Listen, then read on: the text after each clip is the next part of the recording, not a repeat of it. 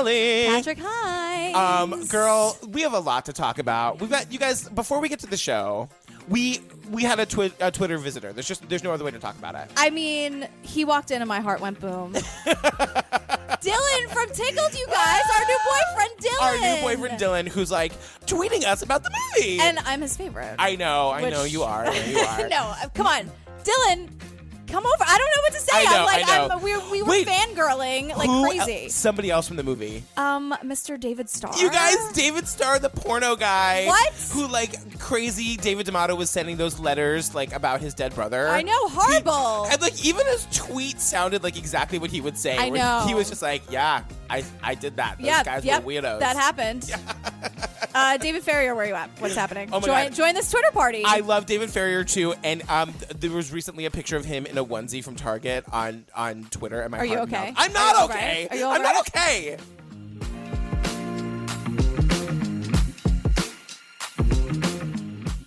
Okay, you guys, quick update. So there is a 17-minute follow-up to Tickled called the Tickle King? Yeah. Which you can watch on the website. It's on YouTube. Yeah, you can watch it anywhere. Yeah. But it basically, Jillian, take it away. Oh boy. Well, it's basically a follow-up to Tickled, and the movie is now out, and it's at Sundance, and it's basically how David D'Amato and Kevin and Marco are like not letting it go. No, but like David D'Amato, who made a 1-minute cameo in the Tickle movie, like tracks down the LA screening where David is not there. David's in New York. Dylan's in LA. Yeah, they split up the press. Yeah. And Dylan is doing this Q&A, and David D'Amato was there. As Dylan walks into the cinema, he meets the last person we ever expected to turn up. Hey guys, thanks so much for coming out to the new art. Let's give a round of applause for Tickle here. David D'Amato has just watched the entire movie. And there's this scene where I'm like, oh God, Dylan has... first of all, Dylan has like the biggest heart. I know. He has so many, all the patience in the world. I know. And David D'Amato was like heckling him. And so Dylan's like, hold on, everybody. And goes and like tries to shake his hand. And David D'Amato does this thing. I know people who do this. It drives me fucking nuts. They keep the handshake going as they have this really aggressive conversation. Yes. And I've been the person who just wants to get out of that handshake. And so Dylan is just calmly like handshaking. And David D'Amato's like, just again remember when he was like, oh, you don't have the right visa to David? Yeah. He was like, you can't film this here. And Dylan's like, this is public property and we have all the rights. What are you talking about? We can film in here. This is a private space. In fact, you can't. We have permission from the owners. That does not have anything to do with the California ordinance for the County of Los Angeles. That's not a criminal statute. Yes, it is. No, it's not. It's a civil statute. We can be fined, perhaps. I mean, if that's what it takes. Tell you what. But the thing about David D'Amato is that he stays for the Q&A and he sits down with this bucket of popcorn and he's eating the popcorn in the most disgusting way possible. Really, like, oddly enjoying himself. I know. If I was mad and anxious and angry, I don't know if I mean, he looks relaxed. He does. And then Dylan, of course, the Saint Dylan is like, hey, do you want to be part of the Q&A? And he just starts like responding, yelling from his seat. And Dylan's like, no, dude, like if you want to be part of the Q&A, I either get your ass up here and be part of it, or nice Saint Dylan will bring you the microphone, but we're not going to have like a scream. You're not going to scream at me from your chair with your popcorn. And as we say in New York, Los Angeles TV, you need to lawyer up. You need to get criminal counsel now. If you see the looks on the faces of the people in the background, they cannot believe If you guys were there, email us. I need to know a story. Because it's like the boogeyman is there. Right. And like when they go outside afterwards and they're just like Marco and David D'Amato and all these people are like standing out there and people are just like taking cell phone videos. It's insane. Yeah, and then it basically ends with Dylan and David D'Amato having this conversation about homosexuality. Right. And oh my how God, Dylan's it's like, so bizarre. It's totally fine. You obviously are a family man. I am, yeah. David Ferrier is, by his own admission now, gay. He's bisexual, but it's not really important. I don't see the alliance. Look, I find homophobia problematic. not a homophobic person remotely. You guys, the end of this whole thing is that eventually David D'Amato dies. On Right. David Ferrier's Twitter account, he was saying that he didn't commit suicide. He died of a heart attack. Yeah, it was sudden, but it wasn't. There was no foul play involved. Yeah. And I guess he like left all of his stuff to another person who is still like taking legal action against the guys And running Jane O'Brien Media. Right. But the end movie of the movie, or 17-minute thing, is that they're like, they stopped the Tickle cell in LA or whatever, but then they were like, we found this new video. Spike Pumpkin here. Thank you for the car. I hope to live up to your expectations. This is Ryan Pumpkin filming Spike Pumpkin for his Tickle Talk. And they call themselves like Spike Pumpkin. It's those two brothers. Oh, and it's like God. Spike and Mike Pumpkin or whatever the hell they are. And but they don't play the video. It's just like the faces of the like young guys are blurred. They go by Pumpkin. It's very strange. And it's like, yeah, you know, like I wouldn't say I'm ticklish. And then it's like credits. And I'm like, you guys! No, you just gotta be like casual about it, right? All right. Yeah, so I'm like I'd say if I was like, just say how ticklish I am. So Dylan, what is like, and I Googled it, like, and then I was like, I'm not going to Google it, because like, who knows what I'm going to find. So Dylan, if you could tweet us or, you know, give us a call or whatever. Dylan, we love you so much. If you're in New York, come be on our podcast, please. Oh my God, that would be I know. the Can greatest. you imagine if he was sitting right here at No. this table right now? No, I would lose my mind.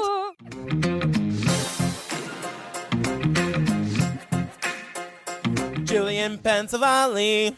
Patrick Hines. That was so unplanned. Oh, thanks. Girl, what are we talking about today? Well, we're talking about Tabloid. I mean, I don't know where do we even start with Joyce McKinney and this crazy, insane insanity. Once upon a time, there was a little princess, the most beautiful little princess in all the land. Kinky sex, religion, a beauty queen, Mormon missionaries, kidnapped at gunpoint. There was something in that story for everyone. It was a perfect tabloid story. When I met my Kirk, it was like in the movies. When Juliet looks at Romeo and it's... She had fallen in love with him and become obsessed by him. The next thing I know, he vanished into thin air. I found him in England. The Mormons had him. Joyce set up this plan. I knew there was only one way to get Kirk out of Mormonism, and that was to make love with him. Kirk and I went to this cottage. We made love for 3 days. It was like a honeymoon.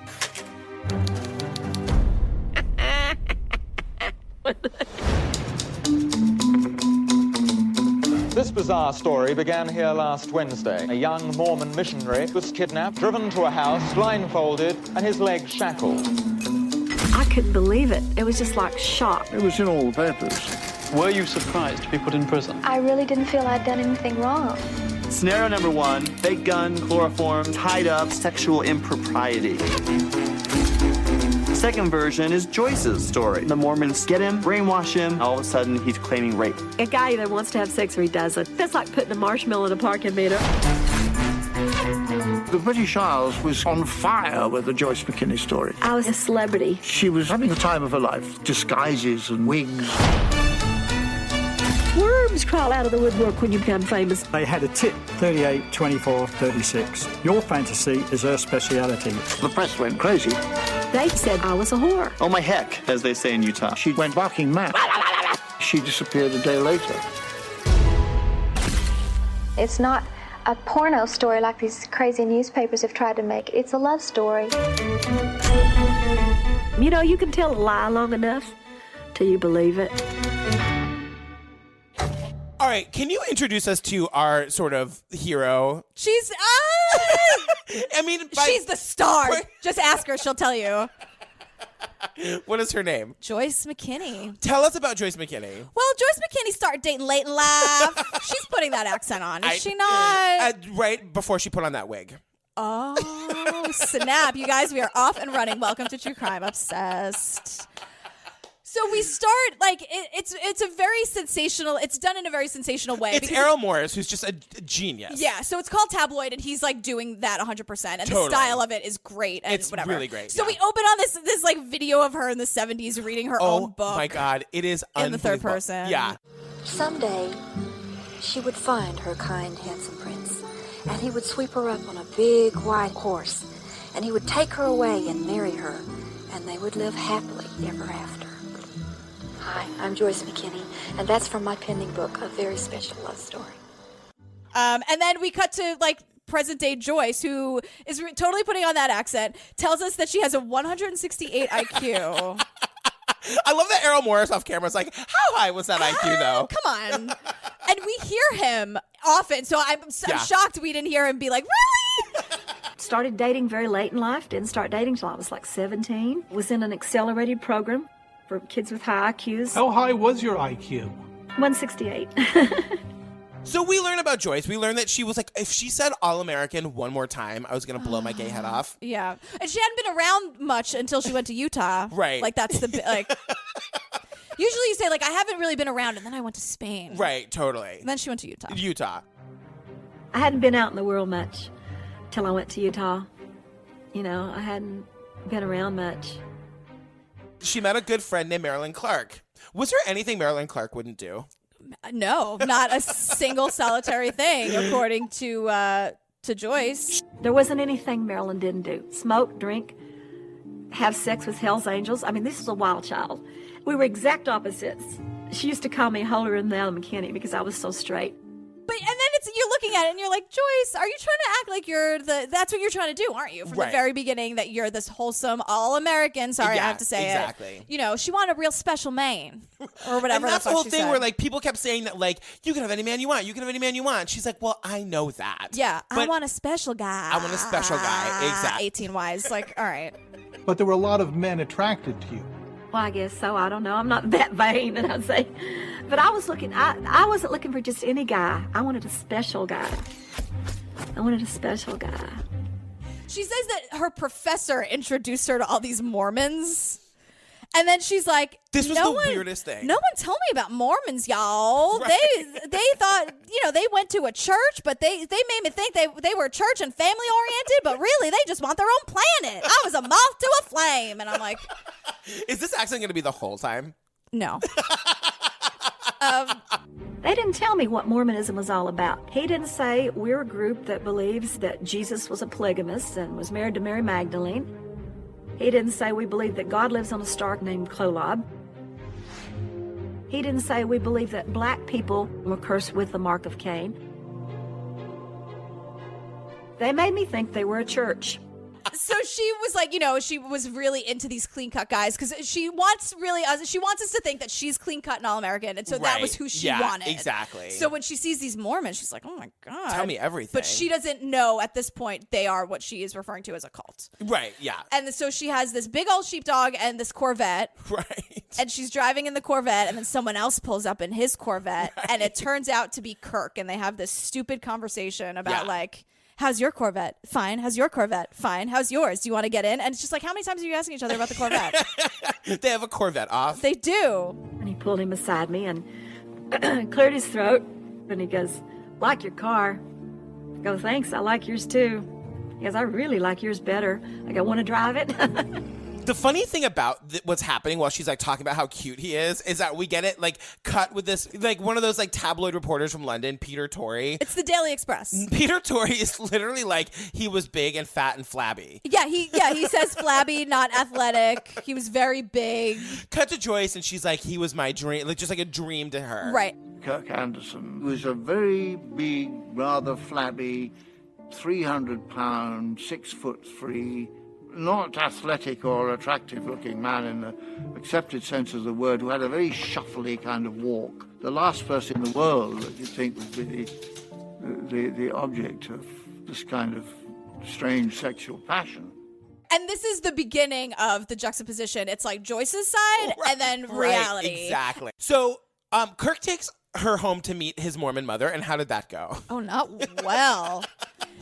And I remember he took me home to meet his Mormon mother, and she was this big, huge woman, about 350 pounds in a tent dress, and she took one look at me with my little beauty queen figure, and her eyes went up, and her eyes went down, and she goes, she doesn't look like a Mormon to me. This is also a woman who's like, I don't want attention at all. Right. Look at me while I'm demanding I don't want any attention. This is my better side when I demand I don't want any attention. Like, Joyce tries to use the I'm too pretty argument. That's why nobody likes her. And it's like, look, Mormons are very set in their ways. They want, they're no caffeine, no this, no that. Like, they are very strict. So you come along in your Corvette and like talking about how you're a beauty queen. Right. She's talking about how much she's a beauty queen now. Right. Imagine when she was 19. Come on. Right. So the mother was probably like, what my heck? Like, no. Cheese and rice. We're going to get to this like weird gay ex-Mormon. Troy? Yeah, we're going to get to him in a minute, but he does introduce us to the expression. Oh my heck. Oh my heck. Y'all. Oh my heck, as they say in Utah. They immediately decide to get married. According to Joyce, on the very first night they meet, he says he loves her, and then on the second night he proposes marriage. Right. And she's like, okay, yes, let's do this. Right. And here's their first fight, everybody. She wants to get married in a Christian church. Right. He wants to get married in a Mormon church. Or she says he's getting pressure to do the other one. She like doesn't even say it by name. Right. And then one day, Kirk, poof, evaporates into thin air, and Kirk Anderson, as we know him, is gone. Kirk and I were just ready for the big wedding, and everything was happy. The only problem is I was wanting to get married in the Christian church, and he was getting pressure from the other side. And so one day he vanished into thin air. Now, she makes a very clear point that he vanished. What did he not do? Leave her for anyone else. Leave her for a non-beauty queen. Leave her for a Mormon. Leave her for someone who didn't have two good sides like she clearly does. Leave her for someone who doesn't want attention. I don't mean he left me. I don't mean he abandoned me. I don't mean he left me for another woman. I mean he evaporated into thin air. And now this is really where the story starts to become like a what really happened. Because what's the gay kid's name? Troy? Troy, we meet Troy soon, and he's talking about like the mission and how like every Mormon boy, all of their life is told that they're going to go on a mission, and that's their calling. That's what they have to do. You had Book of Mormon stuck in your head too, right? Yes. Where will I go on my mission? That's it. All young men in the church, from the time that we're young boys, we're indoctrinated to prepare to go on a mission. We sing songs like, I hope they call me on a mission. I hope they call me on a mission. You leave as a boy, you come back as a man. A couple of things could have happened. He could have like just left on his mission and been like, this girl's crazy. I don't love her anymore. Mm-hmm. Or I don't know how to tell her that I have to go do this thing. Or he could have told, like, there's so many ways this could actually have gone down. Right. Especially if they only knew each other 2 days. Like, this mission could Right. have been planned for months. Right. So Kirk is gone, and she decides she's going to move somewhere and get a job and hire a private investigator to find him. Somehow she picks Los Angeles. We have we don't know why, but she like moves to Los Angeles where she says she gets. You know why? Why? Because LA, she's a starlet. Right. Come on. But she never says it like that. She's like, I moved to LA and I worked 3 jobs to pay for a private investigator to find him. Yeah, we'll find out what those jobs are a little later, you guys. And where do they find him, Jillian? In the UK, quote, kidnapped by the Mormons. Well, the private investigator found him in England. The Mormons had him. So he has gone to the UK to do his mission, and Joyce assembles a team of people. Well, she tries her damnedest. To go to England with her and, quote, save him. So first in our cast of characters, KJ, right, a.k.a. Keith Joseph May, a.k.a. this bitch. Unclear. I had a really good friend from Torrance, California. He was an architect. His name was Keith Joseph May. Everybody called him KJ. KJ was like my big brother, and he said to me, I don't want you going over there to England by yourself. Said, you don't know what they're going to do to you. Errol says, right, in the tabloid font, accomplice. And you're like, oh, shit. I know, all right. totally. So he goes with Joyce to the UK. We don't have his side of the story because, unfortunately, he died in 2004. But what they do is they put an ad in the paper for bodyguards. Oh, my God. This ad is unreal. Can I read it? Because I wrote it all out. Yes. Here's the one ad, you guys. It is out of control. In caps, free trip to Europe. Parentheses, big adventurous dude wanted. Must be WM, which means white male. Oh, is that what that means? I Googled it. W/M, white Thank male. God for Urban Dictionary. Right? Over 6'2", at least 210 pounds. Seeking a Rocky or Mr. Atlas type. Prefer bodybuilder or musician. Ready? This is where you're just like, what on earth is this? All expenses paid if you help a lovely fox fulfill a unique romantic sexual fantasy as part of her wedding party. Must be available August and September. Serious replies only. Leave a message for Heidi K. Oh my God. And once we hit musician, it goes off the rails. Bodybuilder or musician, all expenses paid if you help a lovely fox fulfill a unique romantic sexual fantasy for her wedding party. I know. They talk here about how they go to Gold's Gym. They hire like bodyguards. They get a pilot. Yeah. So the pilot, well, first, real quick, Gil Parker is who shows up for the ad. Oh my God. And within a week, he's like, I'm out. So Gil Parker, he finally got some sense knocked into him. And another ad they put in the paper was for like a pilot for short trips to England. I'm like, what the hell's a short trip? Like I know. Weekend trips Right. or whatever. So Jackson Shaw answers their ad. I love Jackson Shaw. And by the way, when we will see a picture of him eventually, and he was a fox back then. And he had a thing for Joyce. I was interested in something a little bit more exciting than what I was doing. I saw an ad in the newspaper. They wanted a pilot to fly short trips in England, and it sounded kind of interesting to me. So I called the phone number, and a gentleman answered, and an appointment was made for the following week. I was expecting to go to an office or something like that, but it turned out to be an apartment building. She was wearing a see-through blouse. He said that about 18 times. He had to Tell go me to one her- more time about the see-through blouse, I know. Jackson. He had to go to her apartment for his interview. I was taken in by a gentleman by the name of Keith. And after I was there for a few minutes, Joyce came out. Tell me about that first meeting. Well, I was favorably impressed. She had a totally see-through blouse on. I can even remember the color. It was a light brown, totally see-through blouse. No bra. No bra, see-through blouse. I mean, it's just the whole thing is a bunch of shenanigans. And the thing that Jackson tells us is that she is super charming. Yes. Maybe it was a see-through blouse. I don't know. But she does tell him this story. I was in love. I was going to get married. Mormons kidnapped the love of my life, and they took him away, and I need help, and will you help me? This is the story that she's telling everybody. No matter what happens, no matter what actually happened, she believes that this is what happened. At least, especially today. I don't know. Then she might. I guess she had to believe it. Why would you go through all that if you didn't, right? So this cast of characters, Joyce, Gil, Jackson, and KJ get on a flight. They go to London because they are going to rescue him. And as soon as they get to customs, Gil, the bodyguard, gets pulled out of line, gets totally freaked out. Then they get to the hotel, and out comes all of the hidden audio equipment. Right. They took out wireless microphone and listening devices. It was something you could probably just have carried through customs, but they had it inside of a portable radio. Well, when Gil seen this, that about did it for him. That was when he called me outside and said he wanted to go back the next day.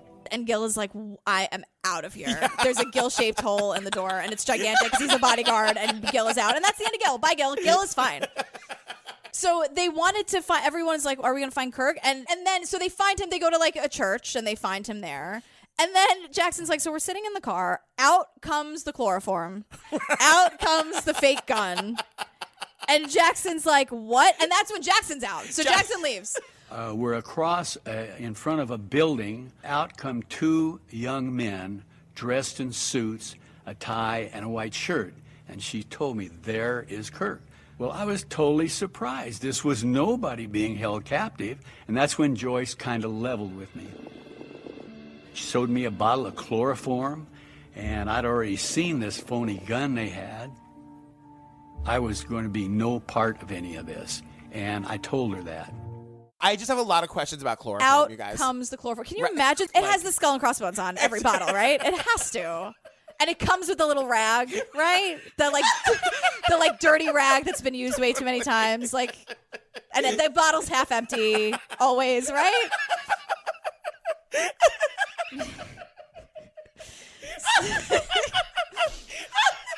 But I don't know if they use the chloroform or not. And we never hear from Kirk because I guess you forget if you've been chloroformed. I don't know. But what happens is that Keith goes into the church. Keith goes into this church pretending that he wants to be a Mormon to like bait Kirk. Keith is like, but I want to talk to you about it outside. And they're like, okay. Right. The thing is though, like then you hear Joyce's side of it. And Joyce's side of it is that KJ goes in and finds Kirk and is like, Kirk, Joyce is in the car. And Kirk is like, great, we're out of here. I waited, and KJ went in because they're not supposed to be in the room alone with girls. So KJ went in and said, Joyce is in the car. And Kirk turned around and he threw the keys to his companion and said, I've got to go out in the car and get something. I'll be right back. And once Kirk is in the car, we get introduced to Kirk 1 and Kirk 2. Right. So first Joyce says that he was very animated. Oh my God, Joyce is in the car. I need to get there. And then she says that when he's in the car, he's monotone and like, they wouldn't let me see you. And I'm like, wait, so was he excited? You didn't love me anymore. Was he a normal person who was excited to see you, or was he a robot who was been brainwashed? Totally. It was like he had a personality alteration. Kirk number 1 and Kirk number 2. Kirk number 1 was the man I fell in love with. Kirk number 2 was Cult Kirk. They drive like 2.5 hours to this little town called Devon, where there's like a cabin. Right. So they get to this cabin, and it's just like we get so many different versions of this story. How'd you find this place? Well, I was looking for someplace peaceful, where he could normalize. Someplace where he could come back to Kirk number 1. I had a big fireplace, patchwork quilt, silk sheets, blue to match his eyes with his initials on it, cinnamon oil back rub, because he loved my back rubs, and all his favorite foods in the fridge. And then we hear from Peter, the journalist for the Daily Express. According to all the reports of the time, he was driven 250 miles to a cottage in Devon. She had a suitcase full of all the equipment required, including, I gather, some Los Angeles Police Department Smith & Wesson handcuffs. Because he says the thing, he was tied up, Joyce says ropes, but chained up just makes for a better story. So he was chained to the bed. He was taken in and chained to... Joyce claims it was ropes, not chains, but chain sounds better. Anyway. And I'm like, I kind of love how they're just it's trashier this way. So these are the facts. It's just trashier this way. It's better. I oddly respect that, where it's like, girl, I know. You know what? I know. Someone's got to make the papers. And he says that, like, at first they had him tied by the feet so that he could go to the bathroom, but then they had to, like, what's the word? Spread eagle. Spread eagle, this guy. The spread eagle. Right, and exactly. Peter says it. He was like, oh, isn't that such a great bondage word? Spread eagle. And I'm like, Peter. He was allegedly chained to a bed, first by his ankle, so that he could actually reach the toilet. The chain was long enough for him to get to the toilet. Subsequently, with the help of Keith May, was spread-eagled, which is a wonderful bondage word, was spread-eagled to the bed. And Keith May discreetly left the room at this point, I think, closed the door behind him, and Joyce had sex with him. And now, according to, I guess what we'll call, like, not Joyce's side of the story, is that she had sex with Kirk repeatedly, and she was going to continue to do this until she got pregnant. Correct. So now we're going to flip into all the puppies and rainbows and the singing. Right, so this is Joyce's with all version. the animals that help her get dressed in the morning. Oh and my this God. is her and it's story. just too much. Like, this whole story is just too much. They're playing house. Right. And they start dancing, and he gets turned on. He got turned on as we were dancing. I'll be blunt. He had an erection, okay? And we sat down in the bed, and he said, can you give me a back rub? Right. So she goes to give him a back rub, and she discovers the magic the Mormon undergarments. They literally call it magic underwear. Yeah. And Troy explains to us that the underwear, the garments, are meant to actually protect you from evil. Yeah. There's folk stories galore, legends of the temple garment protecting people from harm. The hooks, the psychic hooks of the temple are so tied in so deep that even people who don't go to church anymore, they still wear them. Because in the back of their mind, like, what if I don't wear them and then Satan's got me? She literally rips the fake underwear, or the magic underwear off of him. Because she doesn't want anything ugly in her honeymoon And it cottage. smells, and we're like, we get it, Joyce. Yeah, and Boys she are disgusting. she burned them. I kind of loved this moment where she's like, You ripped off his magic underwear And I threw them in the burned it? fireplace where they belonged. Where they should put them all, as far as I'm concerned. I was like, damn, girl. Damn, girl. I know. So then Joyce goes on to say that Kirk is impotent because of the brainwashing. Right. She feels the need to spell out that word. Impotence. IMPOTENC. And the only way to break that spell was to have sex with him. Right. That's how she's she had no choice, you guys. He was brainwashed. The only thing she could do is forcibly have sex with him, also known as rape him. Right, exactly. Because for a Mormon missionary to have a love affair is totally taboo. They can't be in a room alone with a girl without their companion with them, to even shake hands. So if it took giving up my virginity in a romantic moonlit cottage, so be it. I just wanted him out of that cult. So they start getting into it. Kirk freaks out. Yeah. And Joyce starts like basically speaking in tongues and like screaming words from the Book of Mormon. Joyce is also like, she's super rude and disrespectful. She's a nightmare. Yeah. We started to make love, and all of a sudden he jumps up on the bed like this. And he goes, by the law of the holy prophet Joseph Smith, I cannot touch my bodies or the bodies of others in a natural experimental way. By the law of the holy prophet, hold the Book of Mormon firmly in hand. Sing a Mormon song. Sing a Mormon song. So Kirk ends up having a nice time to completion. To completion. The thing is, at one point, because there's all this talk about how like she raped him, did she not rape him? And then Errol Morris asks her straight up, Do you think a woman can rape a man? And you guys, Jillian's face. She has the most ridiculous and amazing and like visually satisfying answer. You guys just heard it in the trailer. But Yeah. let's hear it again. No, I think that's like putting a marshmallow in a parking meter. A guy either wants to have sex or he doesn't. He has an erection or he doesn't. She's an asshole. Yeah. Like that absolutely can happen, Joyce, and everyone listening. That is a thing. That is a thing. And for her to just be like, "Oh, please," Right. is awful. I gotta tell you, I know you hate her. I kind of love her. I do kind of love her. If she didn't rape somebody and kidnap Yeah, them and yes. then like believe it and try to act like the victim here, I'm sure she'd be a fun time at a party. You know she has Black Beauties and Scotch on her at all times.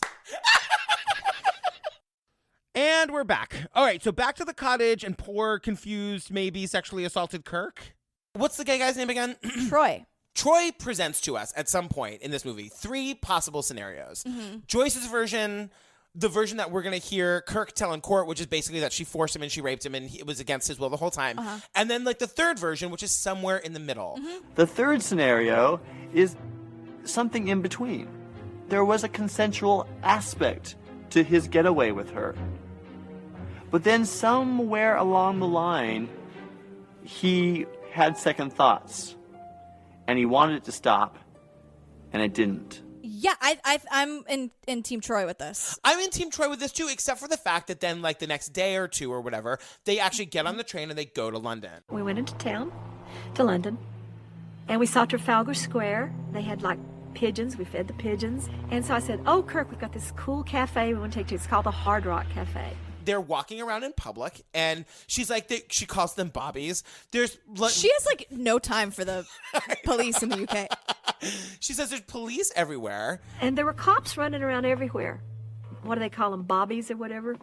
British cops. If Kirk felt kidnapped at any time, he could have said, hey, this little pint-sized girl here has me kidnapped.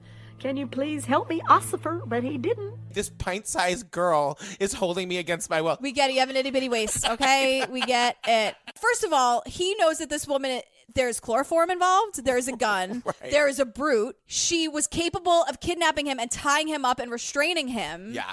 He doesn't know what she's capable of. So then Kirk wants to get the newspaper. So he gets the newspaper and like his kidnapping is all over the paper. Right. Slammed that newspaper down on the table. He's white as a ghost. It was so shocking.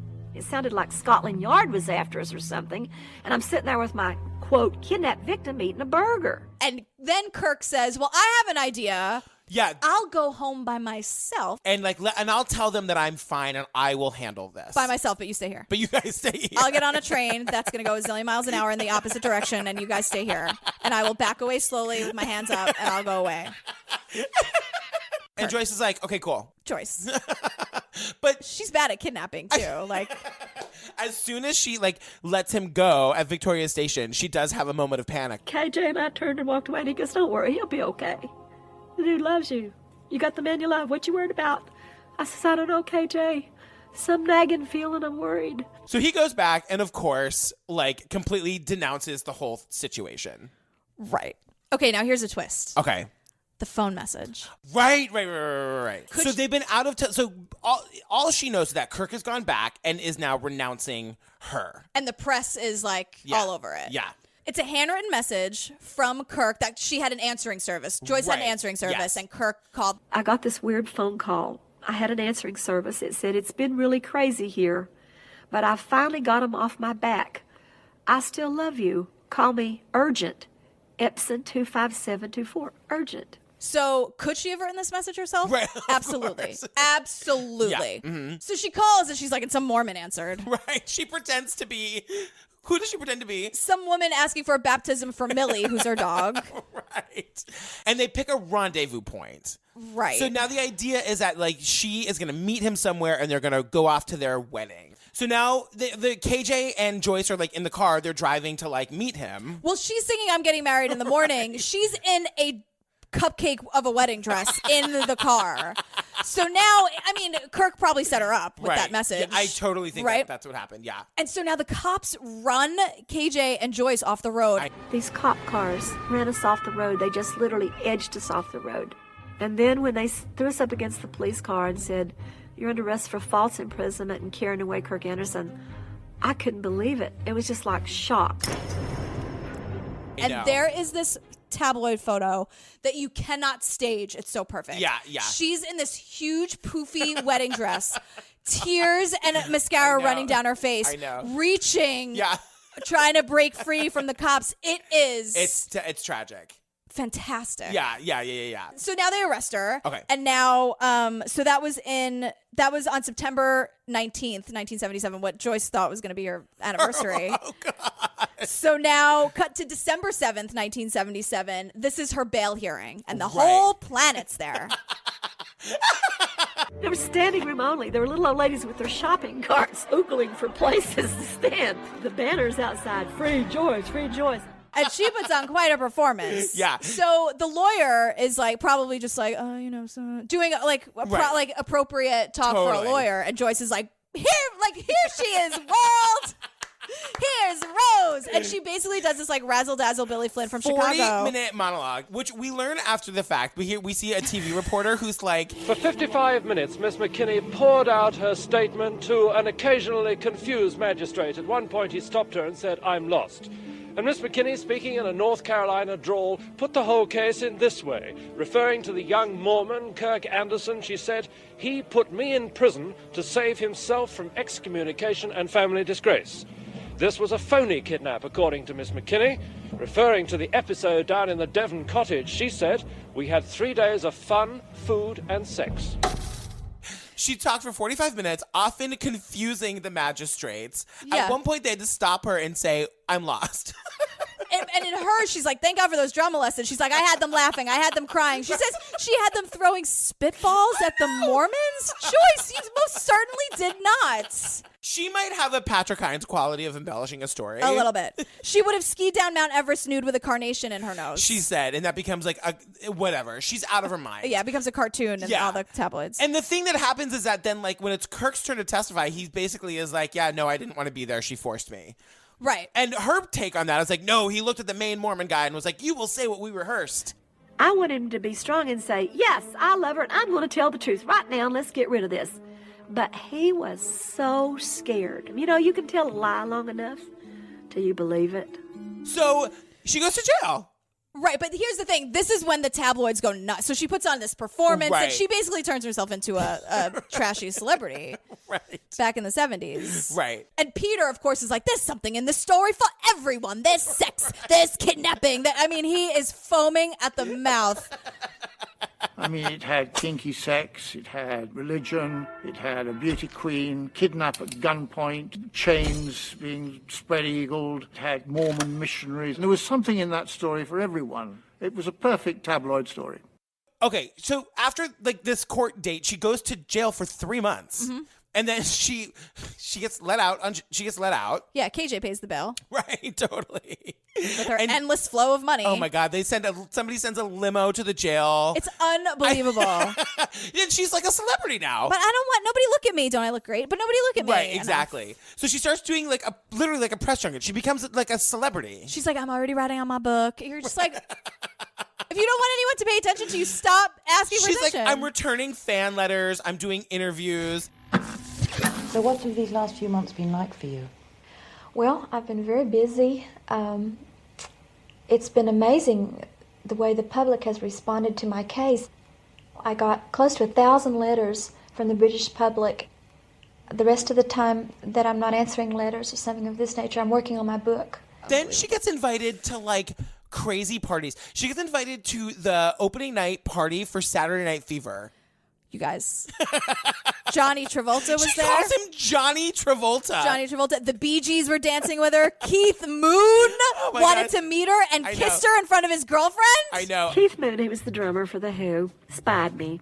And he told one of the reporters, I want to meet the girl. He was with his girlfriend. I mean, there was nothing between me and Keith, but he came over and he says, Joycey girl, I'm going to give you a big old smooch. And he just kissed me. But then she also gets invited to the premiere of a movie called The Stud. Because Peter's editor tells him, Right. get Joyce, hire a Rolls Royce, take her to the premiere of The Stud and upstage Joan Collins. Which they totally and did. Errol's like, can you really do that? And Peter's like, we did.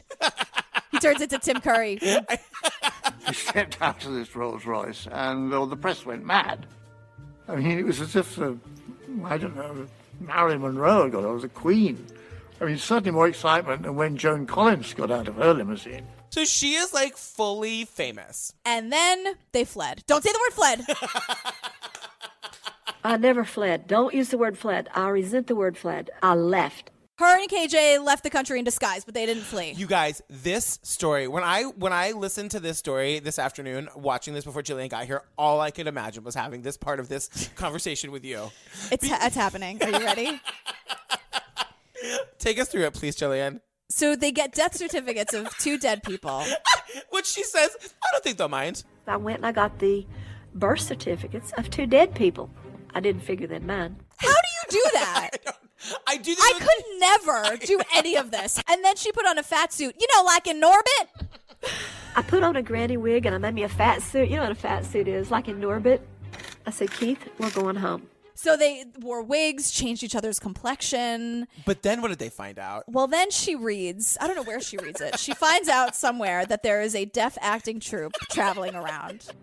I found out there was a troupe of deaf actors going to the States via Canada. Well, let me tell you, I put some little signs on us, and it said, I am deaf, but I can lip read. Please enunciate your words slowly and speak clearly. So she's traveling with her 13 suitcases, plus all the emotional baggage. And she gets through customs. Now, when it's one person or 2 people with 13, you're just like, what, girl? So she gets through customs by writing down on a piece of paper, I tired. May I go now, please? And she goes, oh, you're deaf. Okay, we cannot get our interpreter at night. And she's talking louder and louder. She gives me a pencil and I write down, I tired. May I go now, please? Lady goes, go on. And she makes it home. She gets home. Right. And then she decides that she calls Peter when she gets to wherever she is, and she wants to sell the story to the Daily Express for £40,000. Right. I did some Googling. Uh-huh. After converting that to dollars and seeing what it would be now, that was about $285,000 today. Oh my God. Today, that's how much it would be. Wow. Yeah, it's crazy, right? But the story that she feeds Peter is the Joyce version of this movie. It's all of the lies or whatever. It's all of the very soft version of this. That she was in love and they kidnapped him and she went to save him and they fall for it hook, line, and sinker. Right. And giving us all this nonsense, which is a totally sanitized version of the truth. And we were falling for it, of course. Getting it all onto these little tape recorders and thinking, God, hasn't the Express got a great story here? So, but also at the same time, like this rival trashy tabloid, The Daily Mirror. The Daily Mirror is in LA digging up dirt on her. Kent Gavin, the photographer, is doing all this. The Daily Mirror had meantime had their reporters in Los Angeles digging up all this stuff about her activities as a I don't know, not a call girl, but as a well, I suppose she was. I mean, she was being paid for sexual services. But this was all long before her escapades in the UK. So he realizes that she was a call girl. How does he get this information? From Steve Moskowitz, her ex-boyfriend. Her ex-boyfriend, who sings like a canary. At first he doesn't. Right. And then Kent's like, I can get you alone in a hotel room with Joyce. And so Right. Steve's like, okay. Once he told me that he was still madly in love with her, I said, look, Steve, if you want to be at her side for the trial at the Old Bailey, we will pay a first-class air ticket for you and put you up in a hotel in London so you can be with her. The next morning, I'm in a hotel at Santa Monica, 8 o'clock in the morning. The phone goes, Steve, I'm downstairs. He produced 6 strips of black and white contacts. And then, eventually we'll hear Joyce's version of this. What happens is that this guy, Steve, is, just giving photos to the Daily Mirror of, at first they're, innocent photos, but then he, breaks into her stuff, gives them a phone bill full of photographers. Right. And then they hunt down these photographers, just all these nudie pictures. And nobody knew who she was because she never used her name. They just knew her by the girl with the dog, with Millie. Right, because she brought the dog with her everywhere. Yeah. But, what comes out of all of this is all of these topless nudie photos, and basically the Mirror publishes all of it. All of it. So the Daily Mirror, basically, the same week that the Express publishes the story that Joyce gave them, basically all the lies about how great she is, the same week the Daily Mirror publishes the story about how she was a nudie, dominatrix call girl. Right. And Joyce goes berserk. Yeah, she loses it. Loses her mind. She's in the room with some of these reporters, and she was so appalled and enraged and distressed about all the stuff that the Mirror had been printing about her, because she had no idea this was going to happen at all. She just went crazy, went absolutely crazy. I mean, she was really scary, really scary. She appeared to kind of fly across the room, as far as I remember it, and clung onto the curtains, which partly came away on the rail. She was completely hysterical. Then she went for the balcony. I dived after her and sort of grabbed her by the ankles. I don't know whether she was going to jump off, because if she had done, I think there were probably tourists on deck chairs underneath. She would have probably taken them out too, so it would have been very embarrassing, to say the least. Then they take her to the hospital, and they're like, oh, I thought they were going to give her a pill. They sedate her. Right. They shove a needle in her. But then give her right back to these horrible men. And then her father tries to give her a hug, and she bites him and rips his skin off. Yeah. So, no one is doing well here. Her father, this gentle man, came in with his wife and tried to put his arms around Joyce, and she just sunk her teeth into his forearm. And there was an awful kind of tussle, and he managed to get himself free, and there was blood trickling down his arm. He's been attacked by a vampire. And then she's all mad. She's like, everyone comes out of the woodwork when you're famous, y'all. I Right. just don't know. So it's you're admitting your face. She's loving this. But she's also fully denying that that any of those nudie pictures are real. The sun put my head on another person's naked body, and she was flat-chested as a board. I mean, the girl was flat in her front. As you see, I'm not flat in my front. Errol Morris is questioning this photographer, saying, she's saying those pictures are doctored. And he's like, no, you can't doctor negatives. I have the negatives, and you can't doctor those. Well, her claim is, of course, that the pictures were doctored. You don't doctor negatives. We had the negative, print, and the magazine. Get out of that, Joyce. And Errol Morris was like, great, do you still have those? And he's like, well, actually... Do you still have the photographs? Unfortunately, only the pictures that were published in the Mirror at the time. The file, which was between 800 and 1,000 pictures, were all locked up in a safe. But unfortunately, the Mirror Group changed ownership, and along with a lot of other things, all that dossier went missing.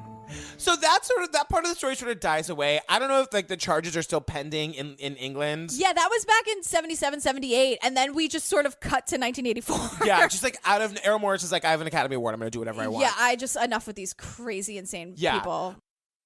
1984 is kind of crazy because what happens? Well, My shoulders are up to my ears. Well, we find out that Joyce just stumbles upon Kirk and her words. Oh my God. Overweight Mormon wife. The shade that she has for this man's wife is unreal. Unreal. Yeah. For someone who doesn't want any judgment on her, she judges everybody. You saw him in 1984? Yeah. Yeah, I was at the airport, and his overweight Mormon wife saw me, and I guess she was disturbed I was using the public airport. She went and called the police and said, "Oh, McKinney's here, go get her." And she's talking about how, like, she probably would have cried her eyes out if the woman had been beautiful. She's thrilled that she's an overweight, I know. not blonde beauty queen. We get it, Joyce. Beauty queen, we get it. I was kind of glad she was not too good looking. I mean, if she'd been really great looking, I would have probably felt really awful, cried my eyes out, but it wasn't any competition, if you know what I mean. The only thing she had that I didn't have was 100 extra pounds, and she was a Mormon. And what is Kirk doing for a living? He's a doo-doo dipper. Again, Joyce's words. What was his job at the airport? I hate to say this, but he was a doo-doo dipper. A doo-doo dipper? Yeah. What is a doo-doo dipper? That's someone who takes the doo-doo off the back of the plane. And then the funny thing is, like, there are photographs of the time of Kirk coming out of a grocery store. Like, you actually do kind of see what Kirk looks like at the time. Right. And then she gets arrested for stalking him. Yeah, I mean, it's really not a good look, Joyce. She's legit stalking him. She was found lurking outside his office. I think she was arrested for stalking him or something. So then now we get into her life in 1986 and her dogs. So this is like the movie is almost over, but like it's like a whole new movie. We take a sharp turn. Yeah, we do. And suddenly we're in 1986 in her home with these dogs. Look. I love talking about dogs. Yeah. I love stories about dogs. But immediately when there's a dog in a story or a movie, I'm like, does it die? What happens to the dog? What the hell? I know. So Joyce explains that she has what's called agoraphobia, right, where she's just scared to be outside. That's a real thing. I'm not laughing at agoraphobia. Totally. I'm not at all. But now at this point, how many times have I said according to Joyce? It's like... I finally got what's called agoraphobia. It's when you can't go out of the house. We had a big old farmhouse with a river on one side and woods on the other. And we thought that was like a natural barrier to paparazzi. But they would just put on fisherman boots and just wade right through that river. So she gets this dog to protect her, and the dog gets stung by a bee, and she claims, according to Joyce, everybody drink, according to Joyce, the ladies at the vet thought it would be funny to poison the dog with the medicine. It's because she says that they don't like her. These two women that worked at the pharmacy who didn't like me decided that it'd just be a hoot to add a 0 onto that prednisone prescription for Joyce McKinney's guard dog. Wouldn't that be funny? Probably drive him nutty, wouldn't it? Well, it drove him more than nutty. They say that it causes the dog to go insane. Literally rip Joyce limb from limb, rip her intestines out, rip her stomach lining. You guys, I'm laughing because it's so crazy. And leave her for dead. I'm not laughing because I think it's funny. I'm laughing because, like, it's really I feel like I could also easily cry. It's really crazy. But it also probably didn't happen. How does someone get ripped limb from limb, their intestines ripped out, and their stomach lining? Wait, do you think it didn't happen? Patrick. I'm such a dummy. I totally bought it. I totally fell for it. Go back and listen to the description again. She's like a Walking Dead extra, according to her. She literally says limb from limbs. How do you rip your stomach open and pull someone's intestines out in their uterine lining, and then this other dog named fucking Booger saves her life from the Mastiff who went crazy. So Booger saves her life, pulls the Mastiff off of Joyce. She literally says it was a fight to the death. It was a fight to the death. But then she also says before that the dog's brain exploded from the poison. So Joyce, which is it? Like, nothing makes any sense. And the reason I can talk about it without crying is because I know that's not what happened to the goddamn dog. God. The night that this big Mastiff attacked me, the guard dog, I got next door to where Booger was. I said, "Help me, Booger." And Booger shot out, and he jumped on that other dog and pulled it off of me. It was a fight to the death, and I thought, poor little Booger, he's going to give himself in a Christ-like love for me. When I came home from the hospital, he sat on the bed beside me and we healed together and we formed a bond, a friendship. I don't know if Booger was... I don't know. I don't know. know. His name is Booger. I'm sorry, Booger. I love you. All dogs. Sometimes great dogs happen to insane people. I don't know what to tell you. So then it's like an hour. We're still talking about these dead dogs. It's like an hour in. So then I'm like, why are we focusing on the dogs? Oh, because she wants to clone the fucking dog. So the dog dies, and she decides that she's going to have the dog cloned. And I'd had such a sad life, you know, with all the tabloid mess. And I thought, I just want the hurt to stop and I can't do without him. Then I heard about cloning. And I thought, well, I'll just give it a stab. So she Not gets, before she does a racist impression of the guy. Say, she gets super racist and without even knowing it. She does she finds this Korean doctor. She talks in his voice, which we're not going to play in this. His name is Jin Han Hung, PhD. And when she says his name, it's like you can't understand it. She does an impersonation of him, whatever. Gets in touch with him. He's like, I can clone your dog. Yeah, and it's crazy. They actually clone this dog, and there's 6 of them or something. Right. But what happens is all of a sudden Joyce is back in the spotlight. Oh my God, shocking. It was in all the papers. Dog cloning girl turns out to be the Joyce McKinney, because she pretended it wasn't her to start with. She called herself Brennan McKinney. Something like Brennan, was it? Berman McKinney or something like that. I forget what name she used. And I knew right away it was Joyce. Why? Well, I think there was a photograph. And she hadn't changed that much. So basically it ends with Joyce saying that she loves dogs because they don't judge her and they don't read the tabloids, which is heartbreakingly accurate. But Joyce, you did this to yourself. And then she just basically it ends with this old footage of her from the 70s reading an excerpt from the book that doesn't exist, but in the third person. And she's like, Joyce decided to never find love again. Joyce will die old and alone. And you're like, you're 32 years old. This was 1978. What are you doing? Time changes, but the scene is still the same. Joyce is now a lonely old woman. Like Narcissus, she is pining to death, dying of a broken heart.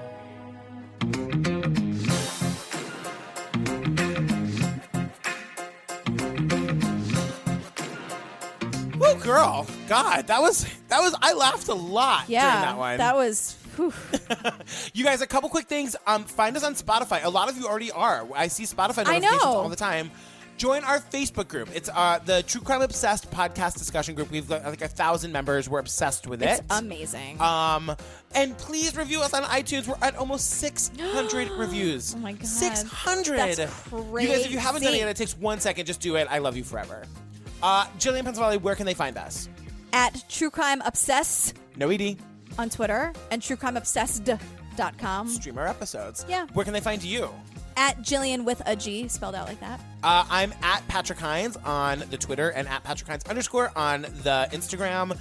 And okay, next week, so we've gotten a lot of requests for this. We're doing a documentary called The Price of Gold, you guys. Is this the 30 for 30? Yes, it is. It's guys, weirdly, yes! It's a sports documentary thing, but it's hardly a sports documentary. How dare you? Hardingly. It's the Nancy Kerrigan, Tanya Harding thing, you guys. I cannot tell you how obsessed I was when I was a kid. I was obsessed with this story. Obsessed. And these 30 for 30 documentaries are so effing well done. I'm so excited. I can't wait. It's I can't wait. Amazing. You can find it on ESPN or you can find it whatever. You can find it. Google it. I mean, I've never heard a scream like that. It's just an awful, horrified type of scream. What happened? What happened? And she said, somebody hit me. You ready? Details are a little bit sketchy. She was struck several times. And hit her several times, once, twice, I'm not really sure. There's been a violent attack on an American athlete. Nancy Kerrigan was attacked as she left the ice. Attacked by an unknown assailant. It was such a bizarre story that you just kind of went, what? I'm trying to get a description from the lady. No. There must be some mistake. That just doesn't happen. Security is high. They're doing a thorough investigation to try and find the man who did it. NBC's now breaking the story that Tanya Harding... Authorities are focusing their attention on Tanya Harding. A plot designed to steal Olympic gold. I mean, the rumors were just flying immediately. Wouldn't it be wild if Tanya had something to do with this? There had never been in the history of sports anything like this.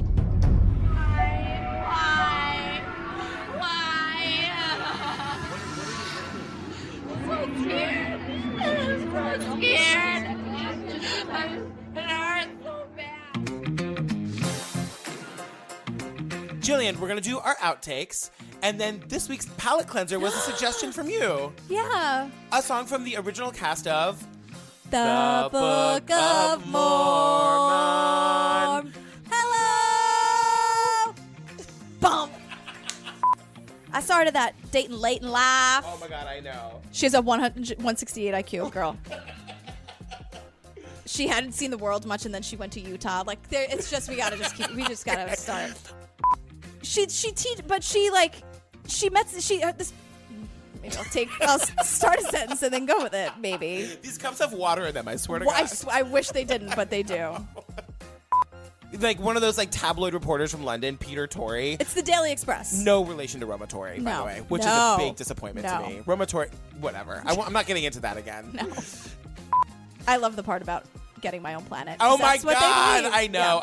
Anyway, I want my own planet with Daisy. I've decided.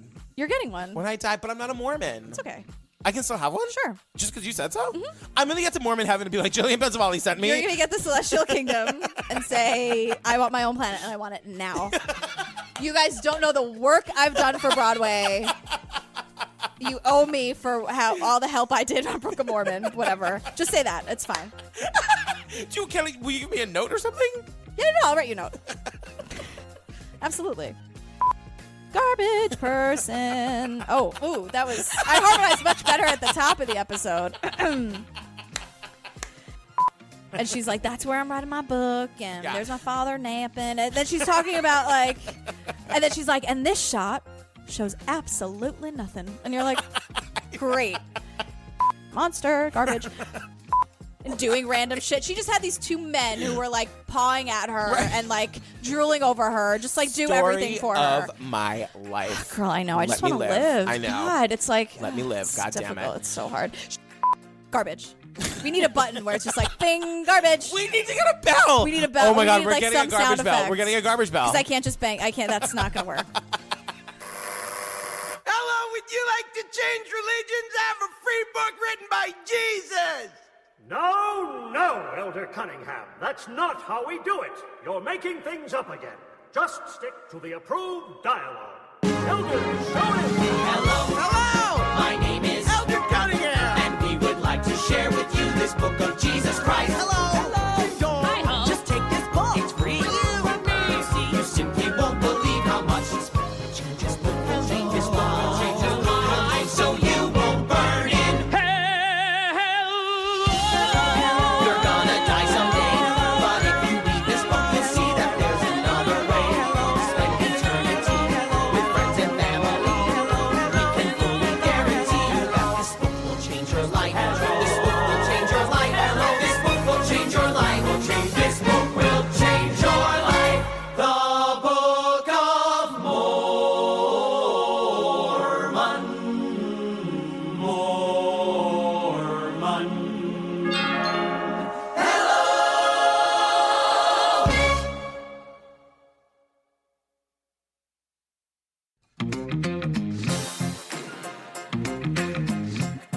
Hey, girl. Hey, girl. Can we tell the people about Ollie real quick? I know you love it. Well, yeah. So my pup Pete is on a diet. Poor thing. I know, but not really, because he has Ollie now. You guys, we got a lot to tell you about Ollie. Let's go. Ollie puts dogs first with vet-formulated recipes and fully transparent ingredients to give your dog the healthiest food possible. Right, so that means they make fresh meals for dogs with real ingredients that, you guys, we can eat the ingredients. Oh my God. Yeah, and then they deliver it to your door on a regular schedule. They beat out store-bought dog food 10 to 1 on the palatability scale. Pete doesn't know he's on a diet. Right.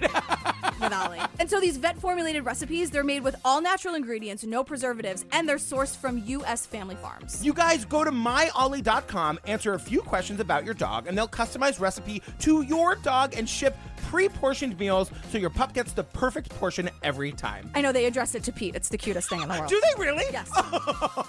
You guys, they've delivered 5 million meals and counting. Shipping is free, and if your dog doesn't love the meals, they have a money-back guarantee. Right. So Ollie is offering our listeners 60% off your first box, plus a free bag of treats at myollie.com/try/TCO. This is the best deal they have available anywhere, you guys. Go to myollie.com/try/TCO for 60% off, plus a free bag of treats. Right. And that's spelled myollie, OLLIE.com/try/TCO. Go! Go! We love you. Love you, dogs. Bye.